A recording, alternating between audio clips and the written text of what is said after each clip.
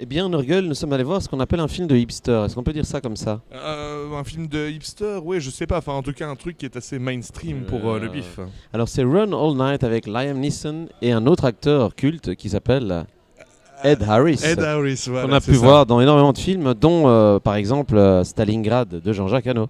Un mec avec une bonne gueule. Alors a priori, quand on voit ces deux gars dans un casting pareil, dans un film contemporain, un peu de gangster, c'est bien ça? Oui, une histoire de sombre passé de gangsters dans une ville glauque où les travelling se font plus facilement qu'une passe de prostituée. Enfin, je vois pas tellement où je veux en venir, mais... Ouais, c'est un peu ça. Il y a beaucoup d'effets techniques, beaucoup de plans assez beaux finalement.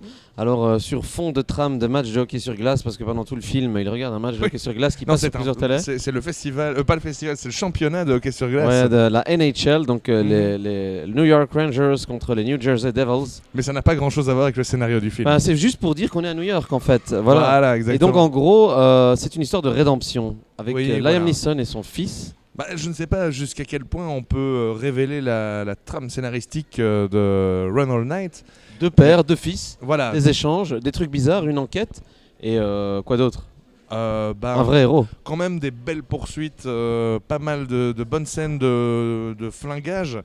Moi j'ai trouvé ça pas mal du tout. Et alors un hommage à un personnage qui sort de nulle part dans le film. Qu'on pourrait appeler, on ne va pas vous spoiler en disant qu'il y a un genre de T-1000 dans le film, hein, même si c'est pas vraiment un T-1000, mais voilà, on l'a appelé le T-1000, vous comprendrez. Oui, voilà, il s'appelle Price, je pense. Ouais.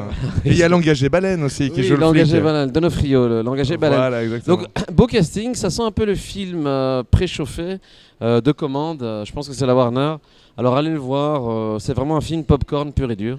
Moi j'ai trouvé que c'était vraiment, vraiment pas mal. Et donc ouais, effectivement, si vous n'êtes pas allergique à tout ce qui est mainstream, allez donc le voir. Run All Night, c'est ce qu'on va aller faire maintenant.